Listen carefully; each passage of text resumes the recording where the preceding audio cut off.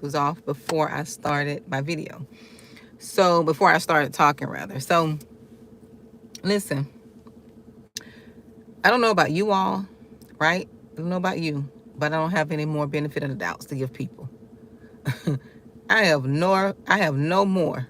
My sister, she, was laughing at me because, I was talking and, telling her that, I'm tired of people, some people. I'm tired of giving people the benefit of the doubt.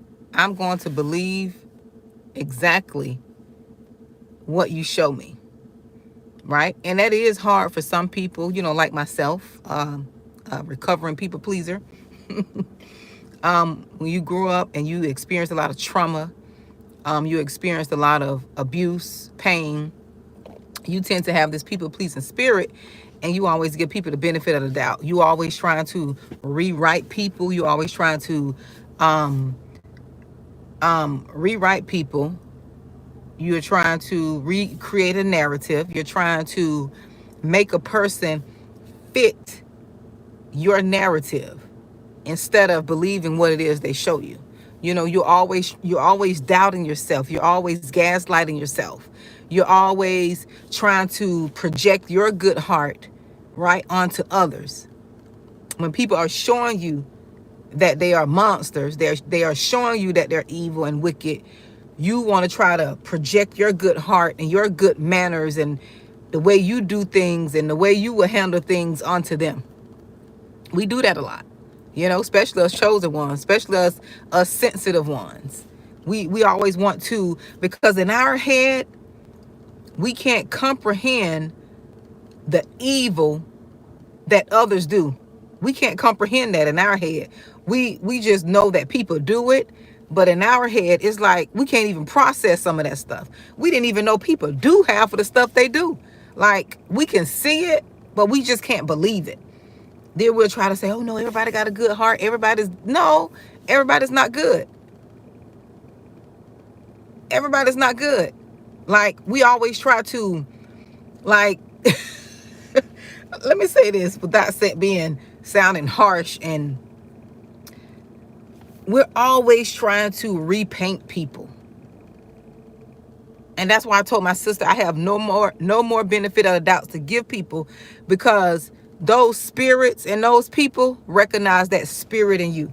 That spirit in them recognize that you are a good-hearted person. You are a person that's going to keep giving them chance after chance after chance after chance. You're in this cycle, giving people chance after chance. They have abused you.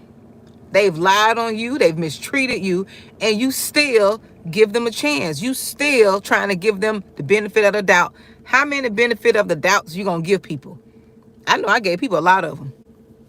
I gave people so many benefit of the doubts. I don't ran out of benefit of the doubts. I don't have any more. My sister think that's so funny. She thinks it's the funniest thing. I don't have any more. Because when I come to people, I know I'm coming in a pure heart. I know I'm coming in good energy. I know I'm coming in good intentions. When you get me, and this is not sounding arrogant or prideful, when you get me, you're gonna be added. Things gonna be added to you. I'm not coming to subtract. I'm coming to encourage. Now you're going to get the truth. People don't like hearing the truth because people want to do what they want to do. But the conviction in me going to tell you the truth. It's just in me. I don't know how to not tell you the truth. If you're my friend, I'm going to tell you the truth. I'm not going to be judgmental, judging everything you do, saying this. And no, that's just not me. But when it comes to something that I see that is going to cause you to end up in somewhere you shouldn't be, oh, you're going to get the truth. It's just in me. You're going to get encouragement, motivation, new ideas, good love, a good friendship, good conversation. That's just who I am. So when people come at me all sideways, I'm not going to deal with them, because I know I'm not. I know I'm not coming in that energy. I know when I come, I'm coming in the right spirit. I'm coming in the right heart.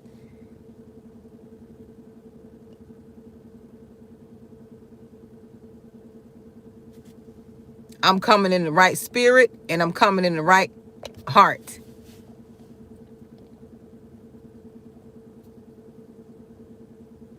I don't have time for people in their foolishness, their projection, their provoking. I don't have time for that. It's something about getting a little more seasoned, what I call older, but I call a little more seasoned, okay? I'm a little more marinated than before. Okay, I'm a little more marinated. I'm doing the work on myself. I know who I am. I don't need validation. I don't need approval.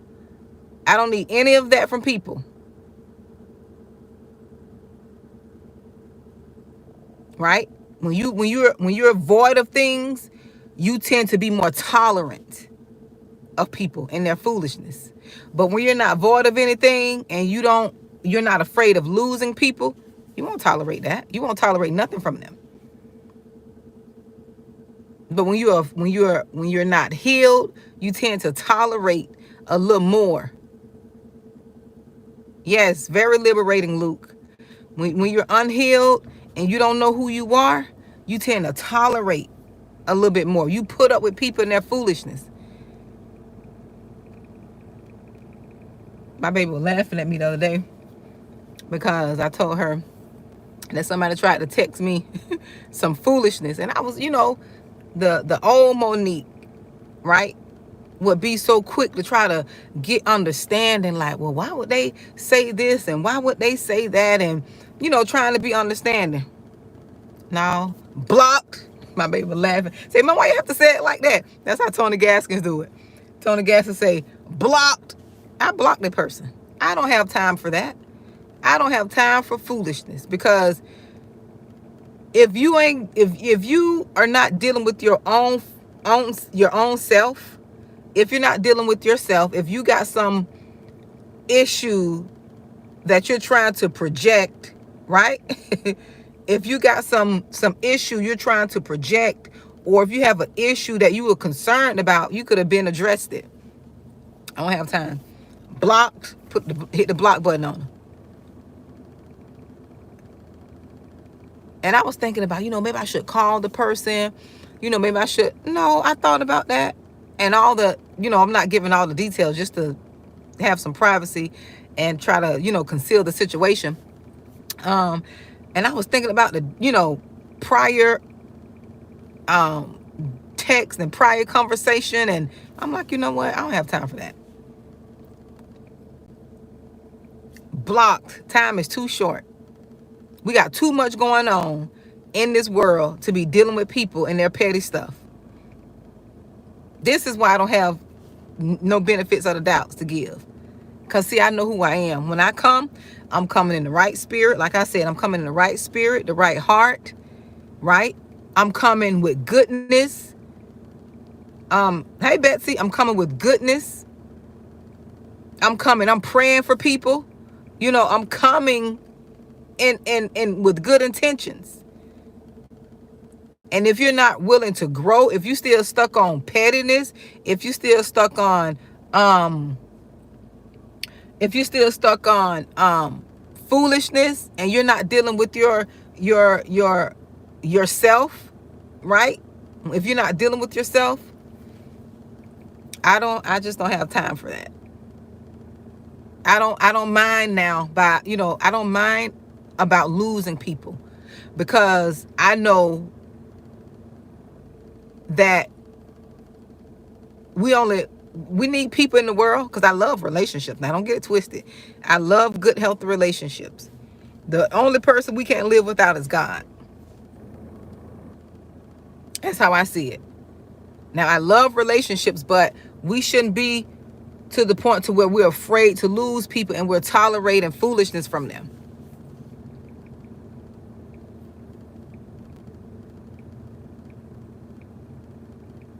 Because some people just like to operate in chaos. That's the only way they know how to operate.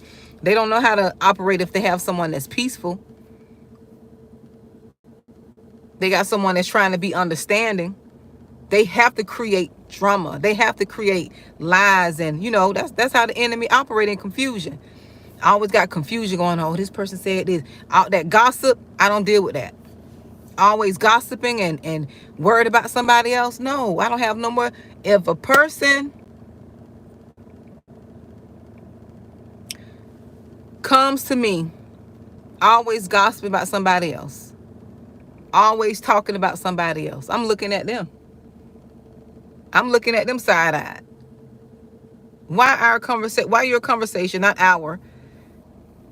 Because I'm gonna start looking at you. You're gonna see I'm not saying anything, and then you're not going to, come to me talking about that.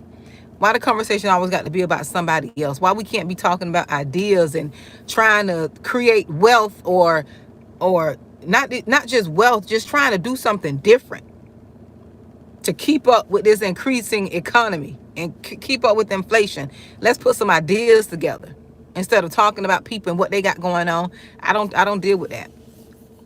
I don't deal with that anymore. I don't even hang around people who do that all the time.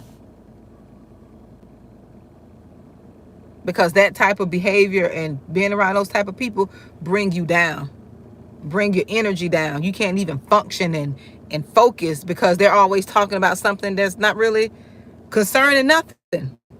Like you're worried about somebody else in their business. I guess when you get older, you just get and I don't know if it's older. I think it's when you heal. Because sometimes people who are older are still unhealed. You have people who are in their 60s and 70s still got the mental, emotional behavior of a 25-year-old, a 30-year-old. No wisdom, no understanding. Some people just like living in chaos and confusion. Everything about them is chaos and confusion. I don't like living like that. I don't like living in that. I don't like living in that negative energy. I don't like living where people always got something going on. Everything going wrong in their life. The cat, the dog died, the cat died, the bird fell out. Just always something. I don't dwell in that. I thrive off peace. When it's peaceful and the vibes are good, I get more energy off that.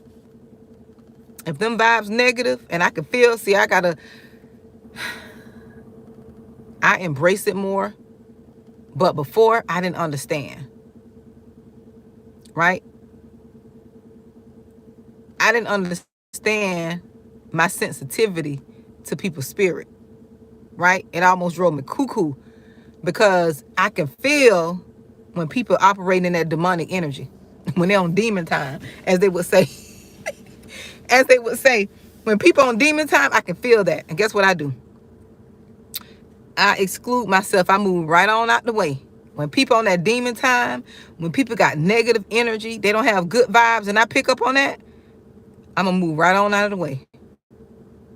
Because I don't have time for that. I don't have time. I don't have time for people who are what I call bipolar. And this is no shade to anyone who's bipolar, right? Because it is a true thing. But 1 minute they up, 1 minute they down. 1 minute they say, hi, how you doing? Next minute they want, no, I don't have time for that.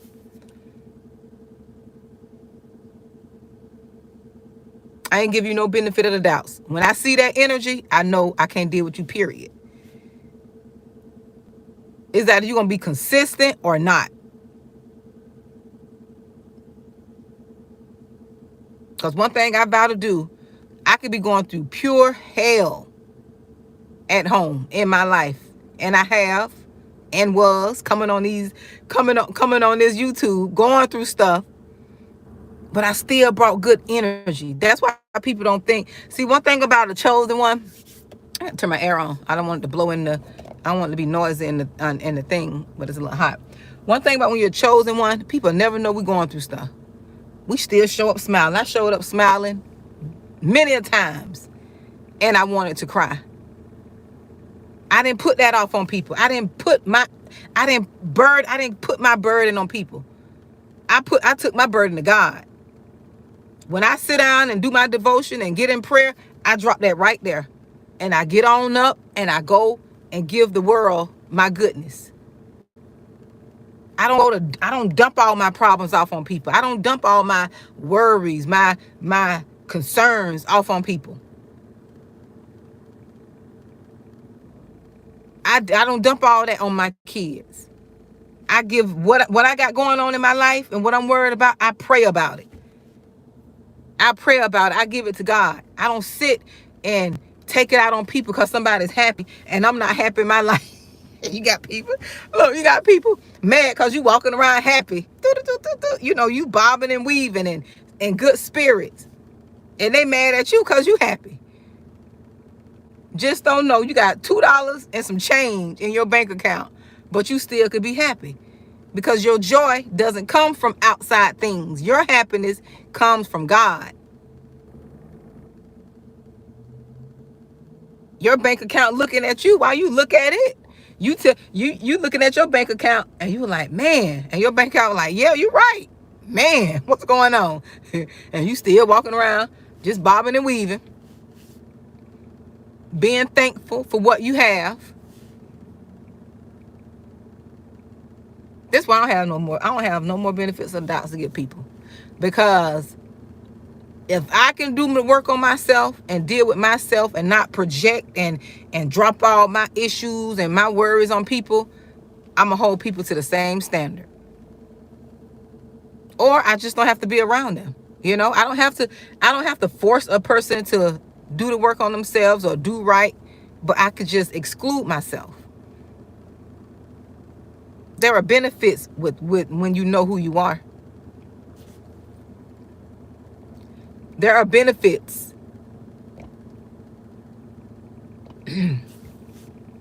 Because you won't be so hard up and you won't be afraid to walk away from people.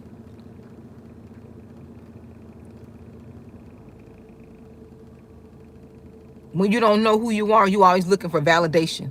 You always looking for people to accept you. You always looking for people to approve of you. You always looking for people to validate you. You always looking for people to, look at you and compliment. No, when you know who you are, you can walk boldly and freely and not worry about if a person like you or if they don't like you. Worry about if they validate you don't worry about stuff like that. You just be free. You be yourself. You be you in the world. You navigate freely when you know who you are.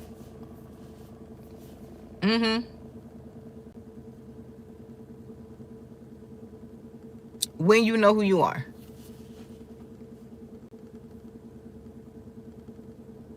You won't be afraid of losing people. Folks come to you all sideways and acting crazy. You would just say, you know what? You can keep that. See, what I used to do. Let me tell y'all what I used to do. I thank God for deliverance. I thank God for deliverance. You hear me? I thank God for deliverance, and I thank God that I'm me. And what I mean by thanking God that I'm me, I always look at myself. I don't blame nobody else. It ain't nobody else's fault.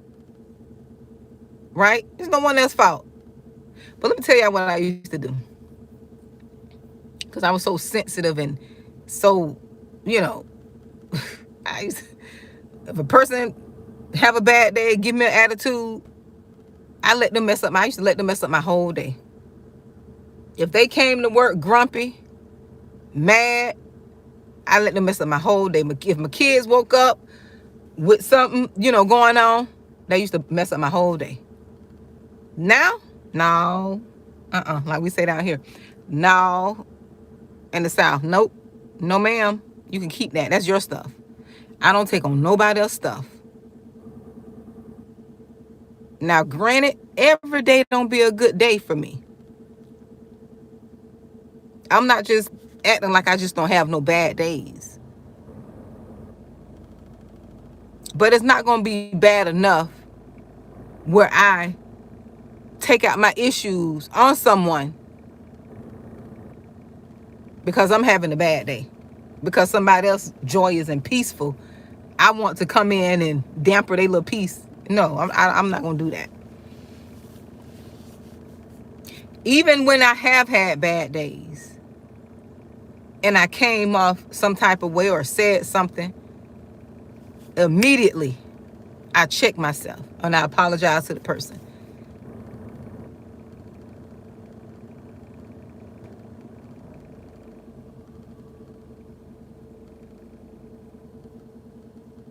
I'll check myself.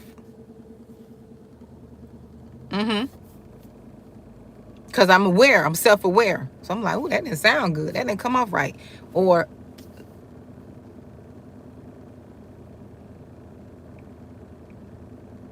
but I don't have any more benefits or the doubts to give people.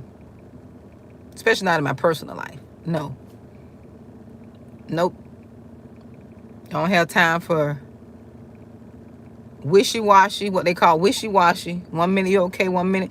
I don't have time for that fake and phony energy, like just knowing they don't like you, but trying to keep tabs on you and trying to stay close to you to see what's going on. I just don't have time. That's old.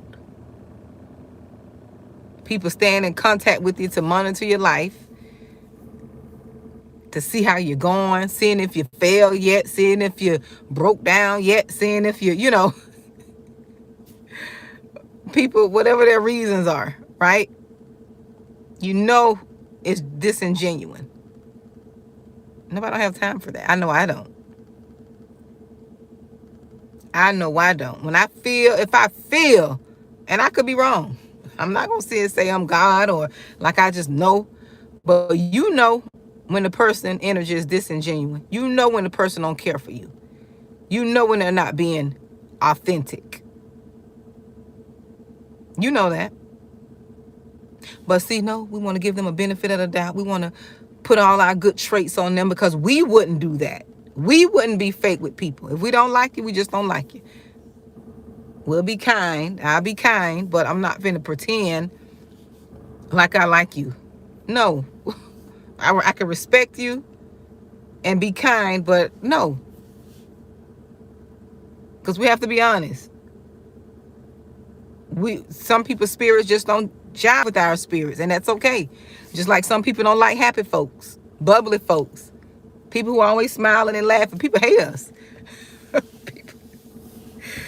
People hate us, especially when that joy is not predicated on no house, no car, no man, no money, no degree. Okay? When that joy comes from within, not attached to things, you could be sitting outside with your furniture on the side of the road. You still over there giving God praise and thanking God. And people are like, what's wrong with this crazy fool? No, because your joy don't come from that. People don't understand when you got joy and you got joy from within, right? When you happy from within, oh, that's a different type of joy. That's a different type of joy. When you have that type of joy, that joy can't be bought. You're going to be hated for that.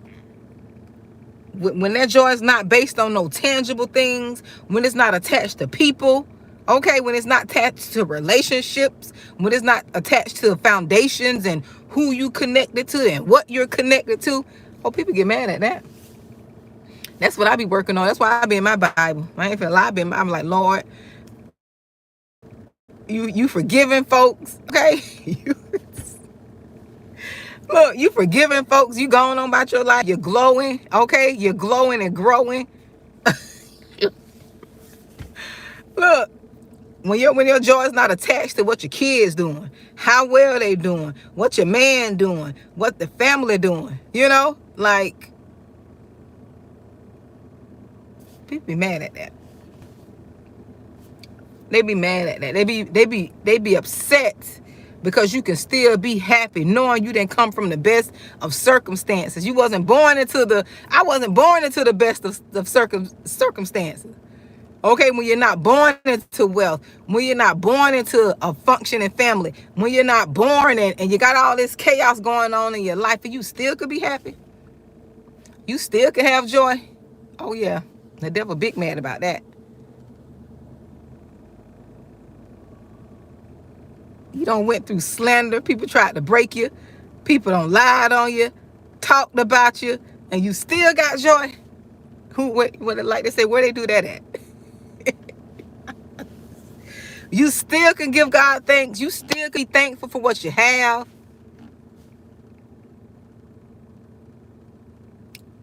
You still can be happy.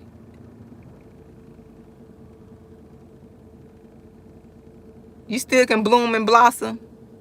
Like my best friend mama say, I'm blooming and blossoming. When you still can bloom and blossom and you know that God got you regardless, that's a good place to be in. That's a good place to be. When you got more bills than money and you still could be happy. When you got more bills than money, you be like, Lord, how am I going to pay this? I got more bills than money. And you still could be joyful. You still could be happy. When you know people monitoring you and watching you and waiting for you to fall and talking about you, you know, hey, Carol, talking about you, you know, they praying and cursing you, hoping you fail, hoping your children fail, and you still can be happy. You still can show up, still can be thankful. Because that's not tangible. You know what I'm saying? That joy is not something that's tangible. You can't go buy that. That has to be produced. Okay? That got to come from within. It's things you have to do from within to get that. Okay? Within. Not attached to nothing on the outside. Not attached to people. Not attached to man, money, career. Who are you? Who are you without all that stuff? Take away everything. Take away all that. Take away the house, the car. Take away the man. Take away the kids, the family, the organizations, the clothes, the hair, the teeth. No, don't take away the teeth. We need our teeth. Oh, Jesus, Lord. See, it's time for me to go because I'm getting funny now. When I go to joking and jiving and being hilarious, it's time for me to go. Oh, don't take away the teeth, Lord. But seriously, who are you? Or are you just so focused on what's going on in the world and how you look to people? You're welcome, Betsy. Who are you outside of that? That's what I had to realize. If your joy is in whether your children doing good or not, oh, your joy finna be snatched up. Because we all know them kids don't do what we want them to do. And they have their right. They got to go through their own journey. If your joy is predicated on your job and your career, we see how these jobs been snatched up left and right. If your joy is based on what you drive, that could be taken away in a day now. Based on you got a husband or a wife, that ain't guaranteed because people losing their rockers. They just waking up and don't want to be married no more. Or just waking up and just, you know, don't want to do right. If your joy attached to all of that, oh, you finna be, you getting ready to walk into a rude awakening. Rude awakening. Your joy is based on them tips. Oh, rude awakening. Rude awakening. And it takes a level of reassurance in yourself and in God to still be able to focus and still have joy and peace in the midst of whatever you're going through, whatever we're going through in this world.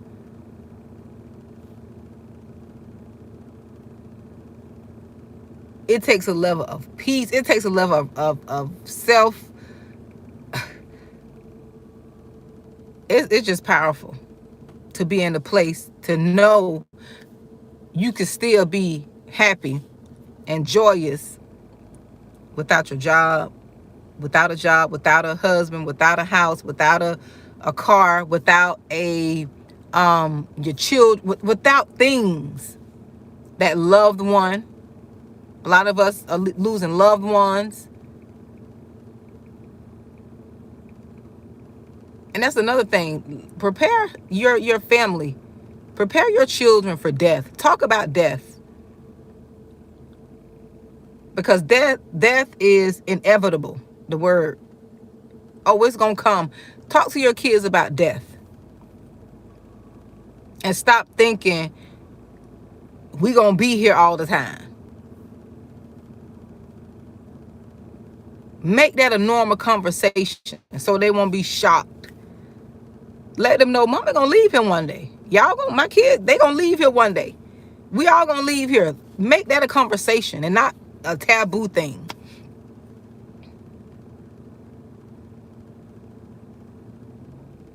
Make it normal so when it happens, they won't be shocked.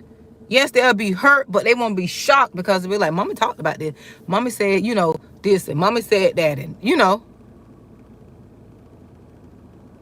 it won't be a shocker. I know tragedies happen. I'm not saying that tragedies happen.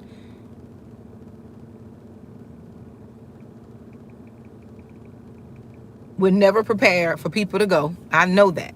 I didn't want my grandmothers to go. But you know what? I was hurt. But when my grandmothers, because both of my grandmothers took care of me, and they both died within 3 weeks apart. I was 18. No, I was 19. No, 18. I think I was 18 years old. But I've been on my own since I was 18. I been taking care of myself since I was 18. But when my grandmothers passed, I knew I wouldn't have anyone to like depend on. Right? I knew that. But when they passed, I felt like I was prepared to sustain myself. I felt like I could move on. Yes, things may have been hard sometimes, but I just felt that I would be all right. I felt that I could survive, and I've been surviving. I've been living and taking care of myself without them, because they prepared me indirectly. They didn't say, oh, do this, do this, do this. No, they didn't say that. They just showed me. One of them did. One of my grandmothers did. But just watching how they manage different things, I learned.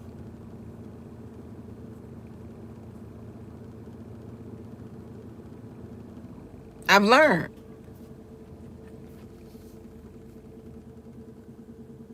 But I felt like I was prepared to live without them. Although I was sad, my life didn't stop. I didn't go through a depression. I didn't, because they lived their life. They lived their life.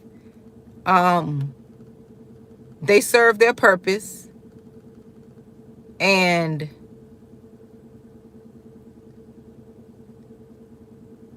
see, them old folks, they ain't like us. Them old folks ain't like us. They knew, I'm getting on this topic, but they knew they'd be here. They didn't sit just haphazardly, just living life and not preparing their kids, not talking about things. A lot of them, well, my grandmothers, they were not as educated, but they talked about things and what they wanted. And, when they leave, this, that, the other, they talked about things. So they prepared us. So when they did leave, yes, I was hurt, but it's not like I stopped living or went into a depression. No, because they talked about it. They prepared me. Okay, one day I'm gonna leave. I kept, they'll talk about it. It wasn't a obsession, but in conversations, prepare things. I like to be organized, so I'm praying, and I need to stop procrastinating. I like to be organized, so I'm praying that I can get things like in order, like in a binder, for my kids. If something were to happen to me, what to do and what I would like, but I still like have conversations with them, and I thank God. One thing I prayed, and I thank God. I prayed, I say, Lord, please allow me to stay alive until my kids become adults and functioning and able to take care of themselves. Like, give me the time to prepare them. Because I knew, they didn't know, I knew nobody ain't gonna take care of my kids like I do. They're not going to love my children and really have their back truly like I did, with no strings attached. Because people say they're gonna be there for your kids, but half of these people, if I would have left my kids, I wouldn't No. And there's nothing I could have done, but I wouldn't want to leave my kids with any of my family. No, because see, I knew some of my family didn't like me. So if they don't like me, I could just imagine what they would have done to my kids. Just because they don't like me. But my kids didn't know that. They innocent. You know? Oh, I ain't like your mom anyway, so I'm gonna do this. No, I thank God. Now that they're older, now that I can have more conversations to why things happen, now they got more of an understanding.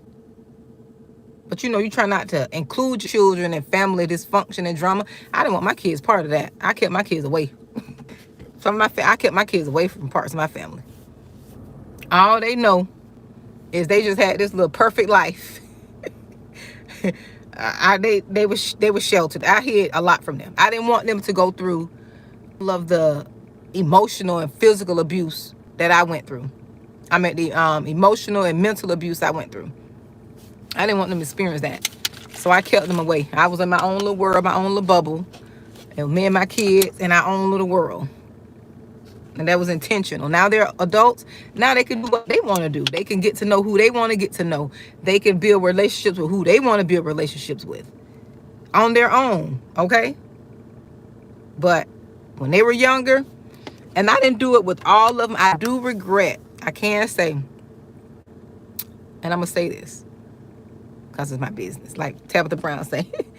I can say, with one of my children, I'm gonna leave that alone.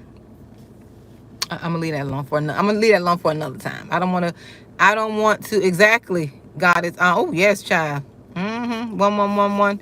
Goddess. What you know about 1111? I don't believe in angel numbers, but I do believe in prophetic numbers. I do believe that God is speaking through a lot of His prophetic vessels through numbers. I don't care. I know I'm not into witchcraft or anything like that, but I do believe God is waking a lot of His these repeating numbers. That's not a coincidence. But I'm gonna leave that there, okay? Because everybody's not experiencing that, and I don't want people to think, So, anyways, that's for another live. And I didn't intend to come on this long, but it is what it is. No, you can't trust nobody. I just thank God that He kept me here long enough. Well, I'm thank God that He kept me here, and I pray that He give me a good 80 years, healthy years. Because my majority of my children are adults, right? Adults functioning. They know how to work. I'm sure they'll know how to pull together and survive if they have to, if something happened to me. So I feel good about that. I know I raised them and taught them, taught them to know how to survive, take care of themselves, help each other out.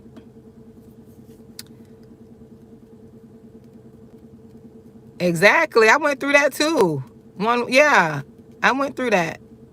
That's a special thing, isn't it? Not everybody is going through that. Or had that experience. A lot of us are, but a lot of people aren't. And that's okay. They won't understand. It'll probably happen later for them. But I've been seeing those double numbers for 2 years. Ever since I had my awakening during the pandemic. Don't worry about that. You're just being refined. You're being I went through it too, dear. I can only imagine. I really should start doing teachings on that, because I went through it, and people think they're crazy because they're going through that. You need somebody who understand. Now, just don't go too far left now. Don't go on the dark side. Stay on the Lord's side, okay? Stay on the Lord's side. Oh my goodness. Oh my goodness. Oh, that is so sad to hear. Why do you put that there? Now I'm bearing those emotions now. Oh my goodness, that is so sad. I'm so sad you went through that. Oh Jesus. Mm. That horrific.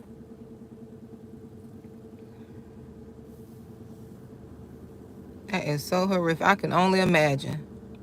And people have been going through tragic things too during that time. A lot of people have been experiencing um oh, that's okay. That's okay. I can deal with it. That's okay. If you need to talk, you can talk. You know, I know exactly not how you feel because I never lost a child. To be honest, I almost did spiritually. Spiritually, I almost lost one. So I could probably relate on that area. Although he was here physically, I just spiritually I almost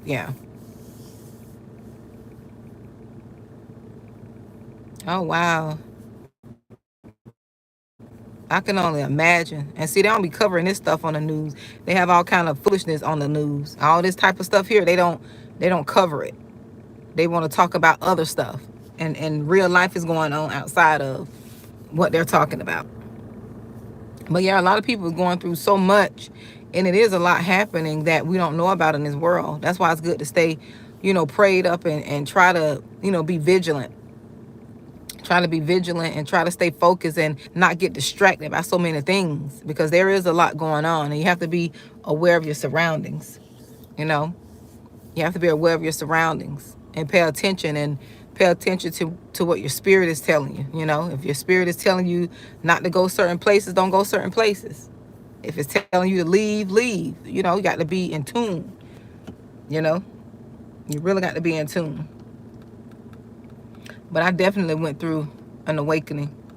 And I pray 111 goddess that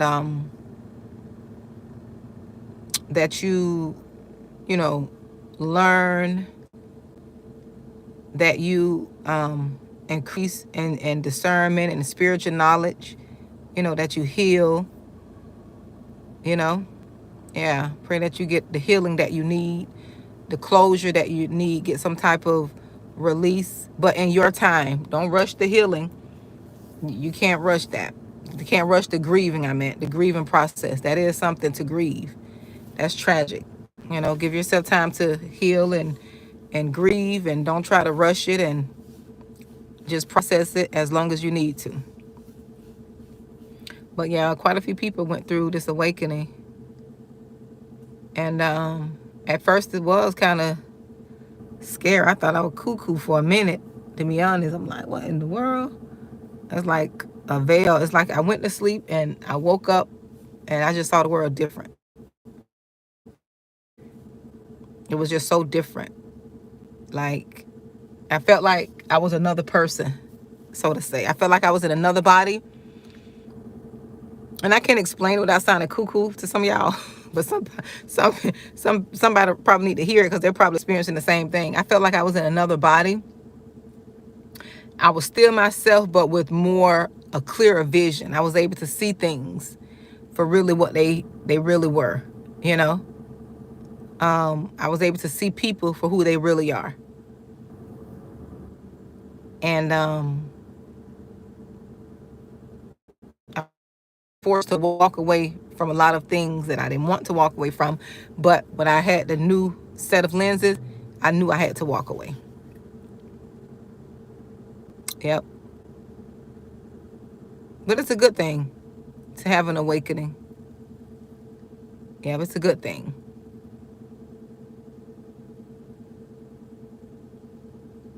Yep. It's a good thing.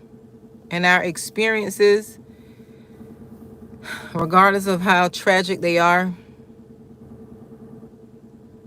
there is some good that's going to come out of it. We just have to believe it. There is something good. My grandmother used to tell me that. I thought that lady was crazy. She was like, baby, in every bad, there is some good. I'm like, well, how? You know, when you're young, you really don't comprehend. Like, how? Like, it just didn't make sense. But once I got a little more older, seasoned, as I would say, I can understand. But yeah, that awakening is not anything to play with. I started seeing all these numbers. I started feeling like I was in another body, like, like so. I started feeling like I was just this different person. I was this different person. I was less tolerant of people and their foolishness. I didn't want to deal with people. Like, um,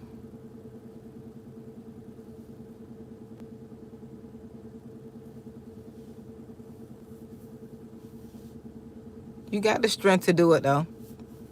You got the strength to do it. Mm-hmm. Oh, I can understand how it is to fight something like you feel like you don't have the strength to fight, but then um I believe you are. That's why I said some good is going to come out of everything that's tragic. There's good in it. Because now you got a newfound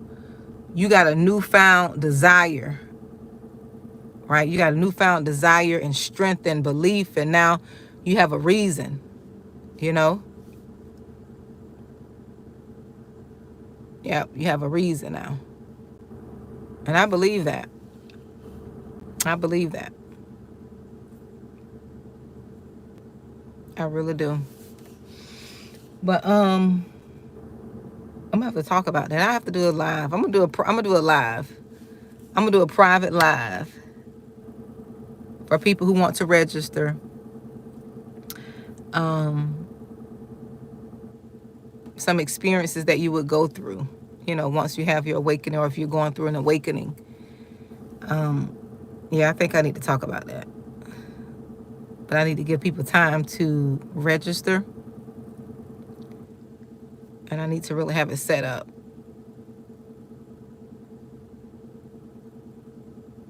Yeah, because I went through a lot. I journal, so I do have notes, but I remember everything. I remember what transpired. I even have a video because I was like, you know, I didn't want to come to YouTube. That was one of the inclinations, the pressings, or like the callings for me to come to YouTube. I didn't want to come. I'm be honest. I didn't want to come to YouTube. Like I was pressed to come. Like something in my spirit, God was sending me here. And then I just felt like I had all this divine wisdom and messages to say, and that's why I'm on here. It wasn't like I say, it was nothing. It wasn't anything like that. It was like I felt this pressing, like I want to go on YouTube. I didn't want to come. I'm like, I want people in my business because I work in, you know, I work in corporate. I work. You know, I got a career, and it's like I didn't want to come on here. I got family. I don't want people to be listening to what I'm talking about. And God was like, no, you worried about too much. You worried about things that you shouldn't be worried about. I'm telling you to come on here. And when I get a message, an inkling to do a message or talk about something, I just come on YouTube and talk about it. I definitely want to come on here. But I know that was part of that awakening. Like, I definitely want to come. Who want to be on YouTube? Who want to be on YouTube? Who want people, like, who want to be on here? I didn't want to be on here. I did not want to be on no YouTube. Half of the people that's experiencing that awakening, they on YouTube. They on here talking. Like they say talking heads, but no, they're giving like divine messages, like wisdom, their wisdom. For whatever reason. I still don't understand everything, but I know that's part of it. Because I can tell, you know. Some people are going a little too far left, but because they don't understand, you know. This is a awakening outside of a religious structure. This is more of a divine connection with God himself. You know, it's like a personal one-on-one. Okay, this is a one-on-one session.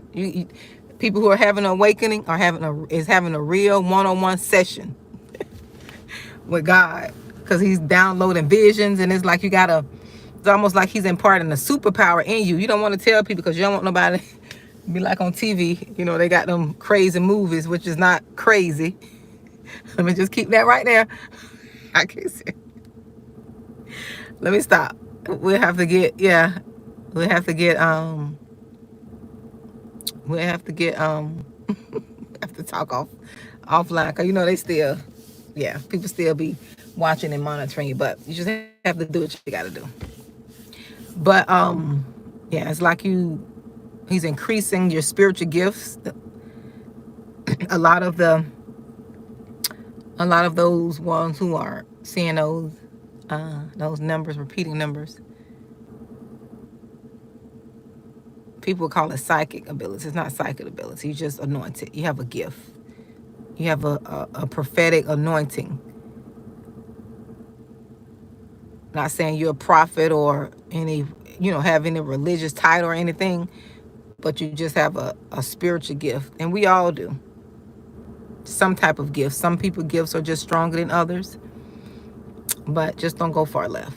I tell people, just don't go far left. Stay right, on the right path, connecting with the Most High. Stay on that side.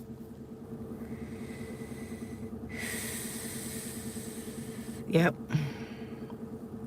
Stay on that side. Sometimes I be scared and reluctant to say stuff because I don't know about to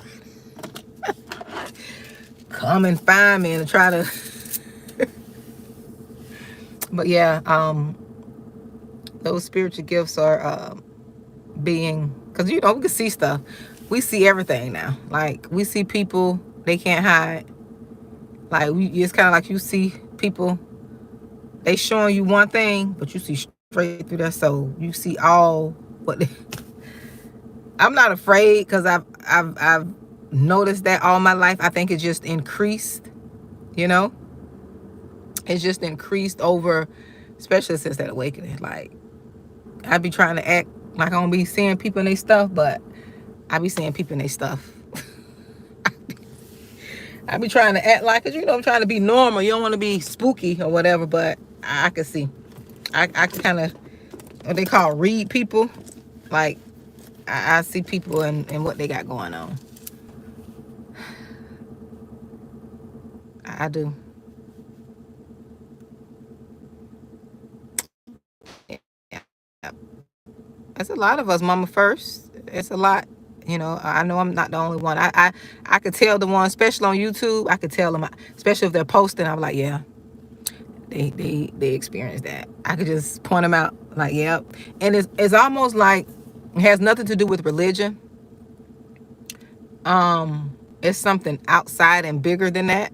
It's not even structured.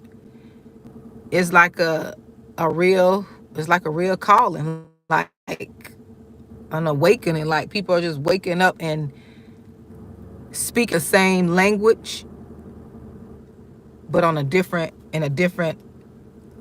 wavelength. Like, the voice is set for a certain people. Like, people can relate to me and my voice, although somebody's probably speaking the same thing, but the way they speak, people could relate to them. Like, people are drawn to certain people. Yes, certain vibrations. Yep. Yep.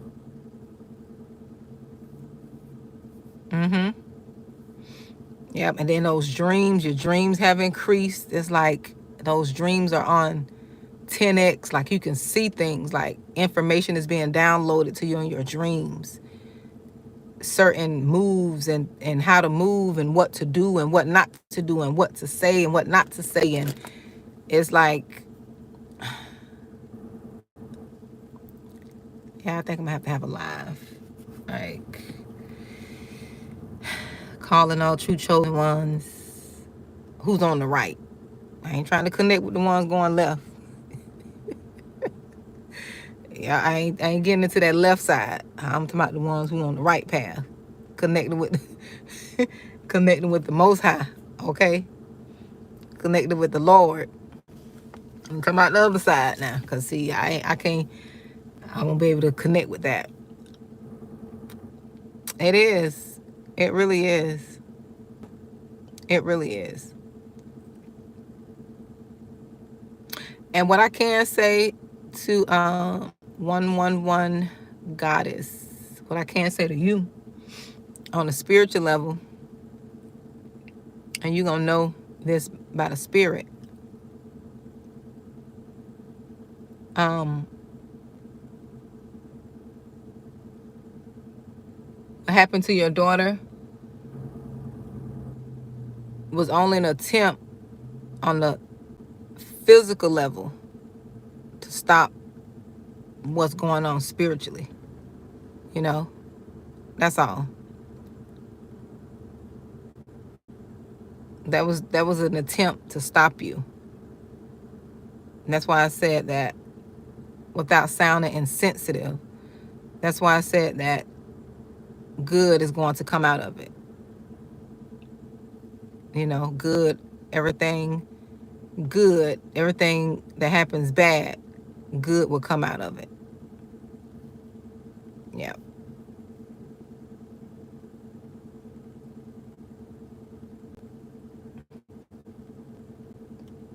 Exactly, Mama First. It's, yeah, I need to. It does. Everything happens for a reason. But we got to be tapped in spiritually. Once we raise our vibration or raise our awareness spiritually, and that's why I don't try to let people get close to me, because they won't understand me, and I'm not trying to get them to understand me no more. See, I used to be concerned about that, but now if you don't understand me, I ain't finna try to get you to understand me, because you'll never understand me. And I leave it as that. It's either you're gonna like me or not, but I'm not gonna try to get you to understand, because you'll never understand. Like, if you're not having that experience, it'll be hard for you to understand me, because I can't control certain things. I can't control how I ain't in control of myself. Okay, because if I get if I'm told to do something, I gotta do it. If God tell me to do this, I gotta go do this. If He tell me not to do that, I can't do that. So yeah, I don't operate in um I don't operate on my own. I got to be obedient to what I'm told to do. You know, and that's that. I don't try to get people to understand me no more. I used to. I don't be concerned with that. I shock myself. I'm scared of myself, to be honest. I got to go out and get ready for work tomorrow. I'm scared of myself. Like, girl, Monique, what happened to you? I'm like, where you at? I'm looking around like, where the Monique I used to know?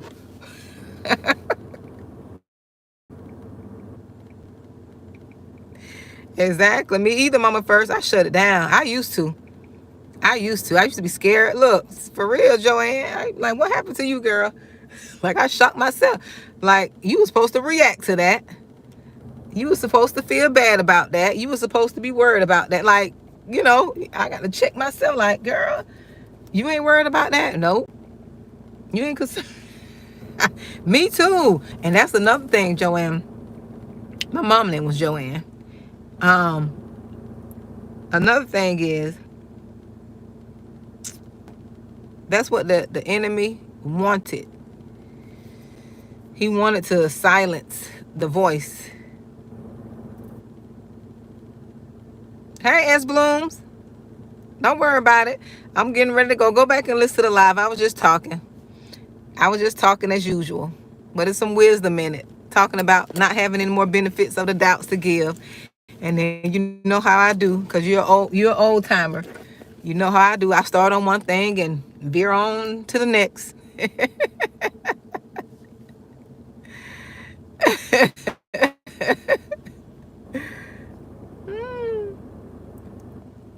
Veer on to the next. But yeah, I don't have time. I'm like you, Joanne. Yes, I don't have time.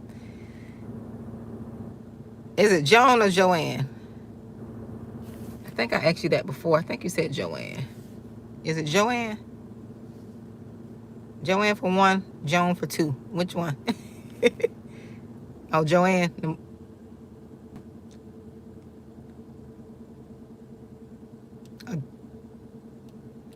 But yeah, I don't have any more. Yeah. Yeah, I used to be trying to get people to understand me and try not to be so weird and, try not to. Listen, I don't have time for that. Listen, either you're going to want to be around me or you don't. Either or. Either you do or you don't. I don't have time to prove myself. I don't have time for any of that.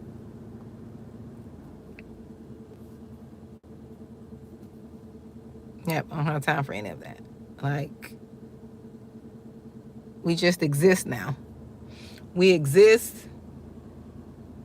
give good light, give good energy, spread good light in the world, and we go on about our business. Definitely do, Joan. I definitely do.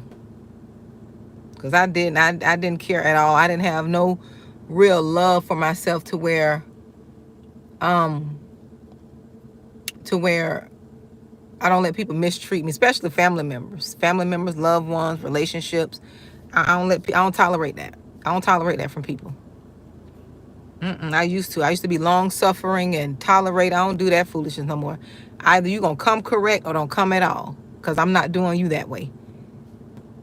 I'm not doing you that way. I want to be treated just how I treat you, and I treat you well. Treat me well. Treat me with respect. But if now, with that, I know how to love without feeling like I dislike, like I got, without feeling like I got a grudge. Like if like as if somebody did. I know how to love now from a distance. I know how to truly love from a distance. No, I don't hate you. I don't have a grudge. I'm not bitter. I just don't want you in my energy. I just don't want to deal with you. And I'm okay with that. I don't have no unforgiveness. I know how to do that. I know how to separate. Before, I didn't know how to separate. Because I felt like if I didn't talk to a person, I have to dislike them or have a grudge. Or I felt like if I didn't talk to a person, I got some type of problem with them. And that's not true. Because I can forgive you for mistreating me, but I don't have to deal with you. I don't have to try to teach you how to be a decent human being. I don't have time to teach you how not to gossip and slander somebody for no reason, or to give your opinion about something you have no idea about. I don't have time to teach you that. So if you decide to do that, I know how to move on out of your way. I know how to slide to the left, slide to the right, crisscross. I know how to do that and move on out of the way. And cha-cha real smooth now. It's time for me to go. I know how to do that. Before, I didn't know how to do that. I know how to separate the person from the offense. And I know how to separate the grudge, holding a grudge, like not holding a grudge. And I know how to compartmentalize stuff now. Before, I used to package everything together. I used to put everything in a group. I'm more understanding. I can still know you not like me, but still treat you like a decent human being, but not really have you in my energy. I know how to do that now. I know you're a snake of a coworker. I can respect you, but I can still work with you, but I know not to allow you into my energy. I know you ain't a true friend. I don't have to have you around, but when I see you, I can speak to you and still give you love. I know you're a hating family member. I don't want to break bread with you. I'm going to take my plate to go. Depending on who cooked it, I'll take my plate to go, but I still give you a hug, send you well wishes, and love you. Because I don't want to break bread with nobody who don't like me. I'm not going to sit down and have a meal with you. I'm not doing that, family or not. When you break bread with people, that's something intimate.